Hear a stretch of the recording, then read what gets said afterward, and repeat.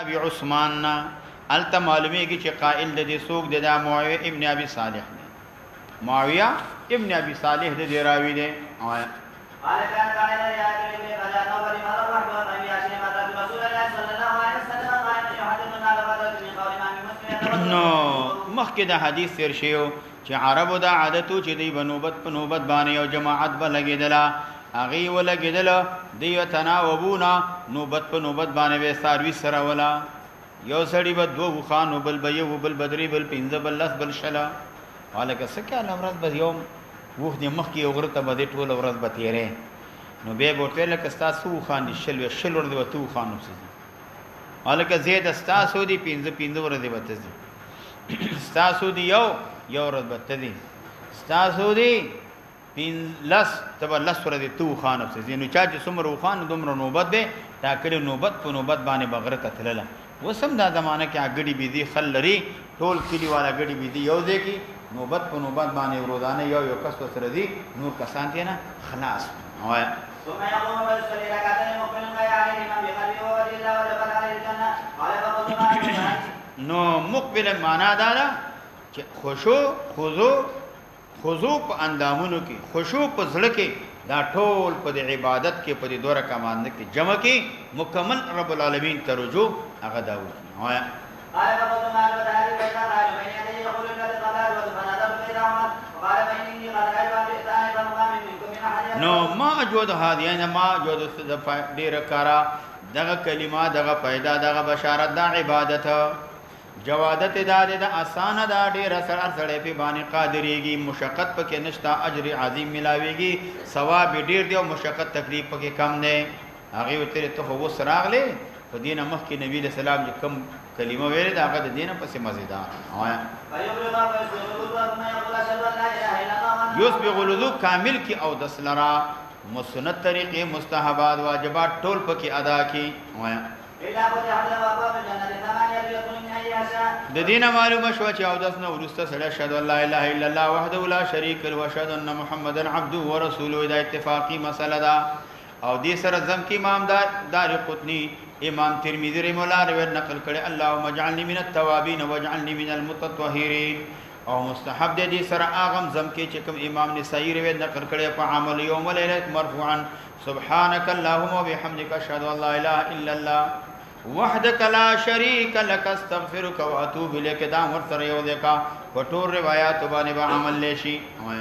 وفي قال حدثنا ابو بكر بن ابي شيبه قال حدثنا زيد بن حباب قال حدثنا معاويه بن سالم عن ابي بكر بن يزيد عن ابي ادريس الخولاني وابي عثمان بن بكر بن نفيل مالك الحسني عن عقبه بن العامر الجهني رضي الله عنه ان رسول الله صلى الله عليه وسلم قال فتكلم غير انه قال من توضا فقال اشهد ان لا اله الا الله وحده لا شريك له واشهد ان محمدا عبده ورسوله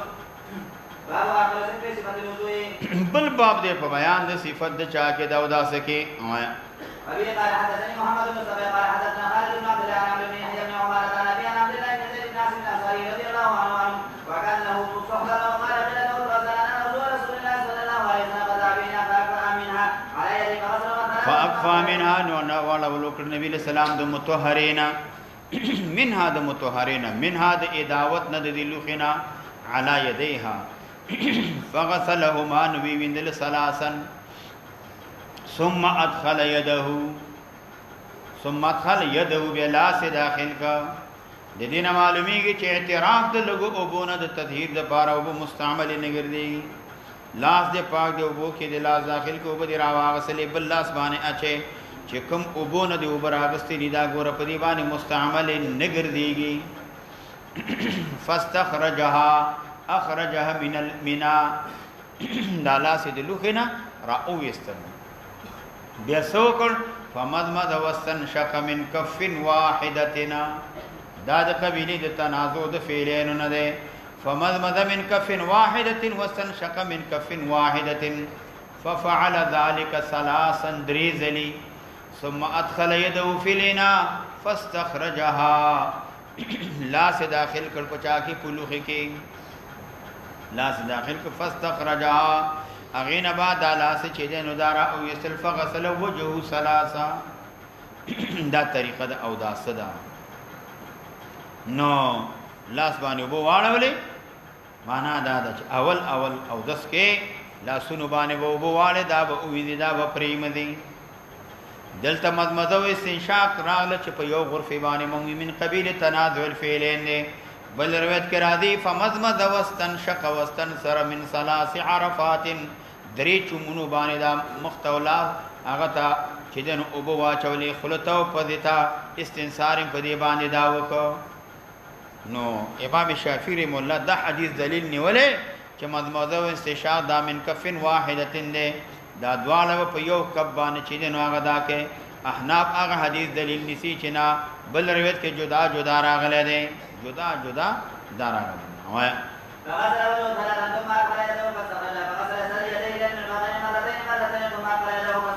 نو دینه معلومه شو چې مخالفت په اندامونو کې جایز دی غسل د بعض اندامو درې دلی بعض دو بعض یو ځل دا جایز دی لا سنا یو ځل ویندا مخ درې ځل ویندا او په خې دو ځل دا جایز دی کې مشکل نشته نه وای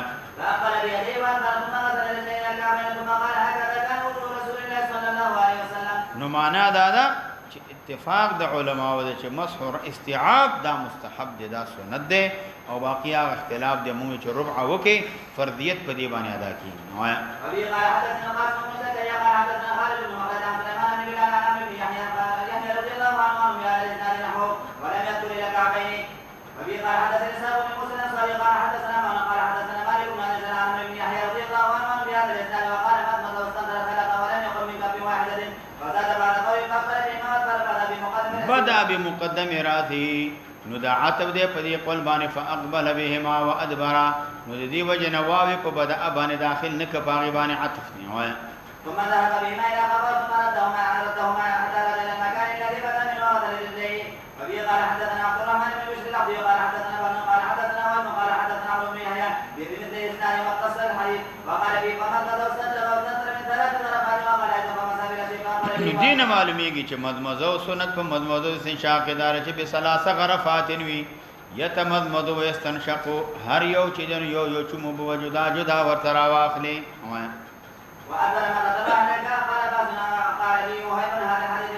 املا علیهم لا اقرب ما بان وهب هذا الحديث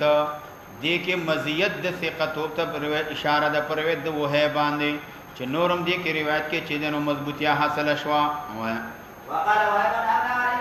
وهب وی ماته املا کړي ماته ویل دي عمرو بن يحيى دا حدیث دو ځلې ماته ویل هغه ویل او مالک الاملا دې ته ویل کېږي وبي قال حدثنا ابو معاويه قال حدثني هارون بن سعيد الايلي وابو طاهر قال حدثنا ابن وهب قالوا حدثنا ابن وهب قال اخبرني عمرو بن حارثه دا احتیاط د امام مسلم رحمه الله دے وفور د علم تا ورع او تقوا ته اشاره ده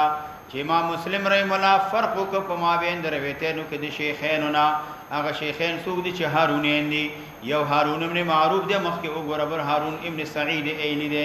نو په اول کې وی حدثنا او دویم کې سوی حدثني اول روایت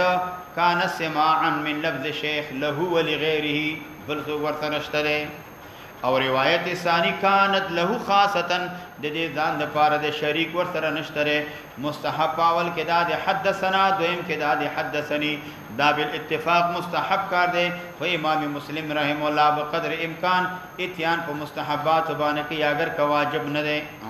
ان حدثنا مواسن حدثنا ابو حدثنا موسم عبد الله بن زيد بن عاصم الازي يقول الانصاري يقول انه راى رسول الله صلى الله عليه وسلم توضا فقد مرض ثم سال ثم غسل وجهه ثلاثا ويده من ثلاثا والاخرى ثلاثا ومسح براسه من غير فضل يده من غير فضل يعني اخذ ماء جديدا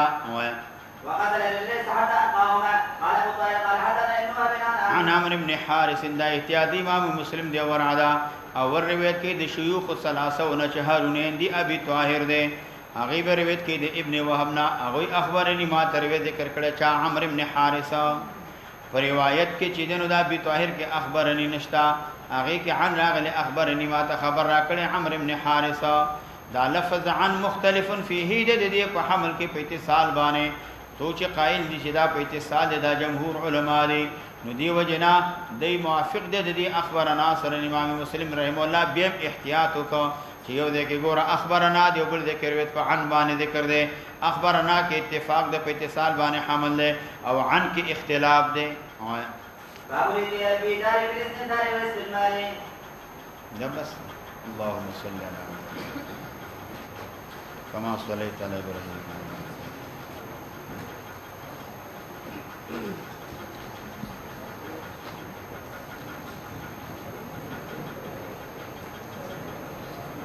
دا مسلم خدا کتاب طهارت سر دې د پاره ده چې چاته شک پیدا نشي چې دا کتاب الایمان نه ویل کتاب طهارت کې وسه شی وی فقط دا ویل دي د پاره دي چې کتاب طهارت کې هغه شی دی چې کوم ابو داود کې الا ماشاء الله کا سند کی او خبر وی خلاص نور تخت کې جلدار نوې خبره پکې نشته الحمد لله رب العالمين والصلاة والسلام على أشرف الأنبياء والمرسلين وعلى آله وأصحابه طيبين الطاهرين بسم الله الرحمن الرحيم بسم الله الرحمن الرحيم باب ما جاء من جهر بها باب دې په بیان د هغه چا کې هغه وی جهر په تسمیه باندې بوي من جهر بها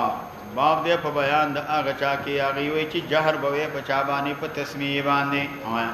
وفي قال قال عمرو بن عمرو قال قال مسلم عن عبد العزيز عن يزيد الفارسي قال سمعت ابن عباس رضي الله عنه قال وقال ابن عباس رضي الله عنه حمل من عمد الى بلاد ويمين من وجل المال ويمين المتاع فجعلتموهما في السبت ولي ولم تفرقوا بينما تقول بسم الله الرحمن الرحيم قال وما كان داوي ابن عباس رضي الله عنهما وي زما عثمان ابن عفان تویل ما حملكم مل باعث لكم تاسبان باعث سو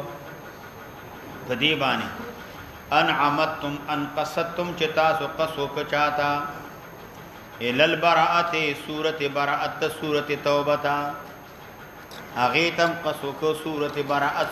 براءت تاس قصو کړه او حال داده چې سوره براءت وهي من المئين داد مئين نو مئين دي ته وی چاغه کسل آیاتونه وی او سوره براءت کې یوسل او دیش آیاتونه دي او تاسو قصو کو ویل الانفال چاته سورۃ انفال تا سورۃ انفال تم قصو کو وهي من المثانی دا سورۃ انفال د مثانی ونه ده دا د مثانی ونه ده دا د هغه سورونه ده چې دې آیاتونه کم دي د سلو آیاتونو نا دینه کم ذکر علماء وی اول د قران کریم السبع الطوال السبع والوسرتون اوګددي اول وسرتون اوګد سورتون اغه بعد چې کوم دې میین دي اغه سورتون دي چې اغه سل آیاتون لري یاد سل آیاتون نه زیات کم لري او دا یو ل سورتون دي اغه نو رست مسانی دي مسانی دي ته ویل کېږي چې دې آیاتون سل تن رسیږي اغین ورست به مفصلات دي اغین ورست بیا مفصلات دي تاسو د مسانی ونه فجعلتموهما تاسو وګرځول سورته باراتان فال فی سبع طول کم تاسو کې خدل دا هغه وګد سورتونو کې دا ولی او بل ولم تكتبوا بينهما تاسو لیکل فما بین د برات او انفال کې ستر د بسم الله الرحمن الرحیم بسم الله ونی لیکل دا ولی قال عثمان رضی اللہ عنہ قال نبی صلی اللہ علیہ وسلم نبی علیہ السلام ما تنزل علیہ الآیات نبی کریم صلی اللہ علیہ وسلم دا مما من تبعیضیه ده مراد په لفظ ما سره زمان مراد ده من تبعیضیه معنا مراد زمان مراد ده اکان یاتی علیہ الزمان نبی علیہ السلام باندې زمانہ را نبی علیہ السلام باندې اس شین نازل دلا کله بداس یو وخت نزول بد سره ونو شو نبی علیہ السلام اس بم نازل نشو او کله ودا سے زمانہ پیغمبر علیہ السلام باندې رااله هغه داسې تنزل علی الآیات نبی علیہ السلام باندې آیاتونه نازل دلا نزول د وحی بکیدلا وایا من کان یكتب له چا چې نبی علیہ السلام لپاره لیکل کولا زید رضی الله عنه معاویه رضی الله عنه وحی به لیکل زید بن ثابت معاویه وغيرهما يقول له نبی علیہ السلام ذهاد الایت فی سورۃ التي کید د آیت په هغه صورت کې یذکر فیها کذا وکذا چې هغه صورت کې پلانې قصه ذکر دا هغه صورت کې کې داږي کې قصه د هود علیہ السلام ذکر دا قصه صالح علیہ السلام ذکر دا قصه د فرعون او د موسی علیہ السلام ذکر دا مثل ذلك زعوا في سورة كذا وكذا اے فلانی سورۃ طلاق کې دا سورۃ حج کې دا کې دا سورۃ تغابن کې دا آیات چې دنو دا پدې کا وایا وكان الانفال من اول ما نزل عليه بالمدينه وكانت براءه من اخر ما نزل من القران وكانت السبع قصه د انفال مشابه و د قصې د بارا سره فظننت ما غمانو ک انها انها دا براءه چې دنو دا د انفال نه ده فمن هناك فمن اجل هناك د دې وجه وضعتهما دا دواړه سورتونه مې کې خل په چا کې په سبع طول کې هغه کې مې کې خل ولم اكتب بينهما نو دی وجنه د عدم علم د وجنه چې دا یو سورته مستقل ده ځکه بسم الله نازل دلا پیغمبر علی السلام باندې د فصل لپاره نو دلته نازل نشوانو دی وجنه ما ون لیکلا ولم اكتب من لکل بينهما ستر د بسم الله الرحمن الرحیم دا مې پکې ون لیکلا وبه قال حدثنا رياض بن ابي قال حدثنا مروان عن ابي معاويه قال اخبرنا عبد الله عن ابي يزيد الفارسي قال حدثني ابن عباس رضي الله عنه بمعنى ومعنى ده حدیث متقدم باندې قال مروان فيه په دې حدیث کې وایا وفات شو پیغمبر علیہ السلام ولم يبين لنا من بیان ک انها منها چې براءت د انفال نه ده وایا قال ابو داود وقال الشافعي وابو علي وقال وثابت بن عمر ان النبي صلى الله عليه وسلم لم يكتب بسم الله الرحمن الرحيم حتى نزل سوره النمل حتى معناه هذا معناه دا چې ما روایت کړی د دینا دا معنا د ما ذکر من الحديث دا په دې حدیث کې اشکال نه هغه دا چې دا کتابت د بسم الله په سر د سوراتونو کې دا اجماعي مسله ده چې د هر سورت په ابتدا کې به بسم الله لیکل کېږي ما سوا د سورت توبه نه او مخکې حدیث کې تیر شو چې ابن عباس رضی الله عنه سوال کو عثمان رضی الله عنه سوال تینا وکړه عثمان رضی الله عنه او دی په مابین د سورو کې ستر د بسم الله الرحمن الرحیم لیکلي دا په دی باندې دال دي چې صحابه کرامو دی بسم الله په اول د سورو کې لیکلا خو چې کله پیغمبر علیه الصلاۃ والسلام بسم الله نه لیکلا مگر ورسته د اغه نه چې سورته نمل نازل شو حدیث نه معلومی کې صحابه ولیکل او نبی علیہ السلام بسم الله نه لیکلا مگر هغه وخت لیکل چې کله سورته نمل نازل شو نو د صحابه ول مخالفت کوله د نبی علیہ السلام دی ول په اوایل د سورو کې مخکې د نزول د سورته نمل نه بسم الله لیکلا اے ځان په پوي کا ځان څنګه کا پوي کا کوم وخت به پوي شي کوم وخت به پوي شي چې ویخه او ده نشي نو هغه وخت به پوي شي ځکه معلومیږي دا چې په دوی مورد باندې ودی نو معلومیږي چې زمون یو ملګری هغه واده وکړ یو لاس پینځل سره دې تیر کړل امولي سي ورته ویلي نه ولي واده دی وکړو نظر راغی هغه ډیر غب شپی یا مولوی سي پینځل لسرزو کې مې د پینځم میاشت قصور وستیا نه بس هغه ورته وخندلی و ټیک د صحیح اول راغی چې در ودو ولې ودی الکا اے هغه ورته دا ځکه ودی واده کړي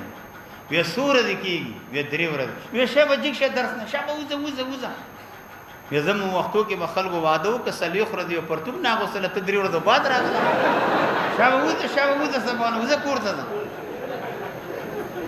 ان شاء الله امید دې خوب تختیدلې خواص خبره وره اے چې دې څنګه په اول د صورت کې لیکله د نبی له سلام ولې صحابه مخالفت کوله نبی له سلام بسم الله هغه وخت کې لیکله چې کله سورته نمل کې نازل شو او صحابه د سورته نمل نزول نه مخکې څه لیکله بسم الله لیکله نو صحابه ولې د نبی له سلام مخالفت کوله نو ته جواب ولیکه جواب دا دی چې نبی کریم صلی الله علیه وسلم په کتابونو کې په مکتوباتو کې پر رسائلو کې په ابتدا کې به لیکل به اسمک اللهم نبی علیہ السلام په بسم الله الرحمن الرحیم نه لیکلا کله چې سورته نمل نازل شو انه من سليمان وانه بسم الله الرحمن الرحیم نبی علیہ السلام باول د رسائلو کې په اول د سورو کې د مکتوباتو کې به لیکل بسم الله الرحمن الرحیم د دین مراد دا نه دی چې بسم الله په اول د سورو کې لیکل نه قبل سورۃ النمل لکه حدیث د ابي مالک په باندې دال دی د دې دا مطلب نه دی ګور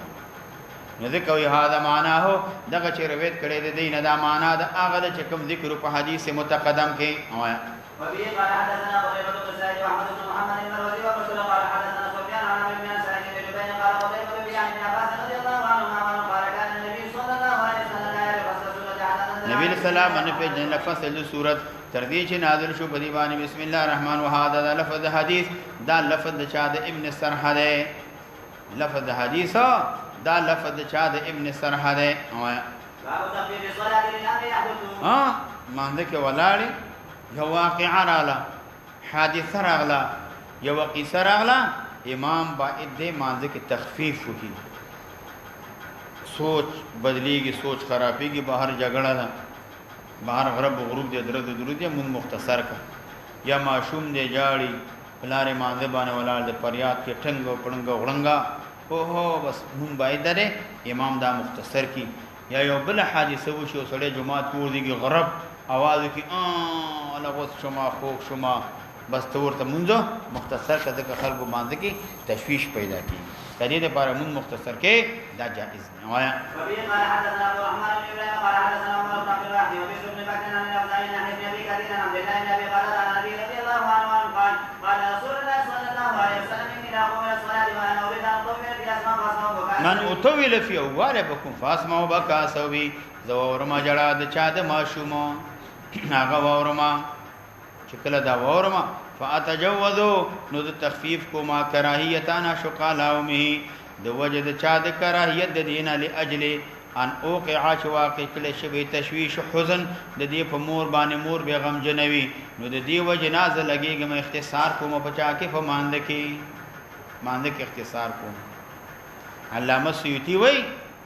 دلته تعارض راغی یو امر دو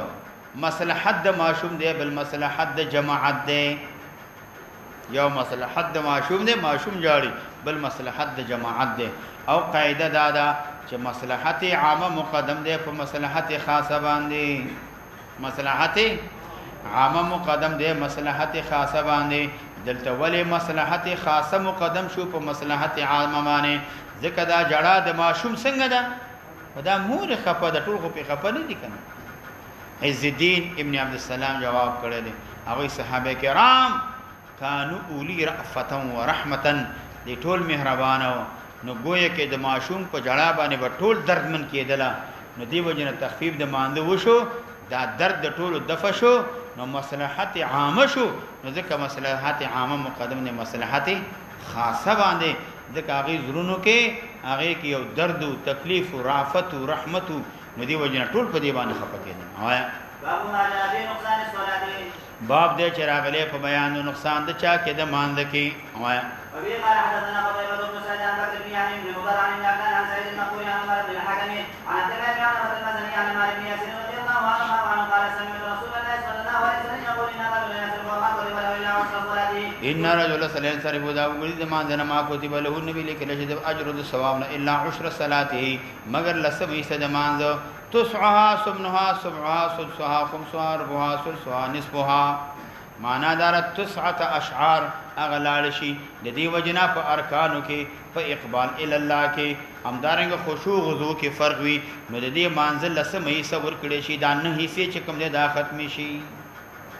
دا کلام چې ذکر کوي پیغمبر علیه السلام ورته وګورا دا ترقی د ادنا نه اعلی تا یعنی اولې کله شی بعد د پارا د اجر نه په قدر د تصعبانه بعد ته اجر ولې کله شی په قدر د سبعبانه الی اخره حاصل ده مقصد د نبی له سلام دا د منکون کې د مناسب ده چې محافظت د ماندو کې خلل په ماند کې رانه ولی په یو شی د ظاهر او باطن کې چې کله خشوع خضوع مکمل وي نو تب هغه مستحق د کمال اجری تا ته پورا اجر ملاويږي او که خشوع خضوع دې څنګه وي د کمزوري وي نو تا ته اجر څه ملاويږي کم ملاويږي پورا اجر دې نه ملاويږي باب في تخفيف الصلاه باب دې په بیان د تخفیف ماند کې باسانی کې آسانی دې تنوي چې سحر ماند کې ان اعطینا کل کوثر اور رکعت کې او الضحى دې ته تخفیف نه وایي تخفیف دا معنا څوک بیمار دی د هغه د اندازې عمره چې څومره بیمار دی د اندازې عمره تخفیف وکا او هغه تخفیف چې د سنت د قدر اندازې نه وکي کمواله دا نه کې ګوره سنت طریقې باندې موږ کوو مستحبات پرې دا شروع دې کړې دا سورۃ یاسین دی اور رکعات کې وې سورۃ طور دویم رکعات کې همدا څوګلو د سوراتونه وې نو دغه لحاظ بس وایا وبه قال حدثنا احمد بن محمد قال حدثنا سفيان عن عمرو سمع من جابر كان معاذ يصلي مع النبي صلى الله عليه وسلم وبيان فيمون وقال ماذا تنكم يا يصلي بقوم فاخر النبي صلى الله عليه وسلم ليله الصلاه وقال ماذا تنكم يا رسول الله معاذ مع النبي صلى الله عليه وسلم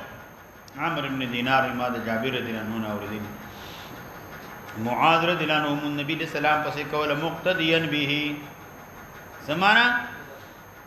اقتداء به نبی صلی الله علیه وسلم سے کړي و ثم يرجع به واپس الى مسجد اعظم جمعه فيؤمنا فيصلي بنا منتبمذرا کولا قال وإذا عمر قائل سفيان ده مرة سفيان يكلا ودا عمر ویل ثم يرجع واپس بشو دا جمعاز فيصلي بقومه من بقوله چاته قوم تا ځان په کوئی کا حاصل داده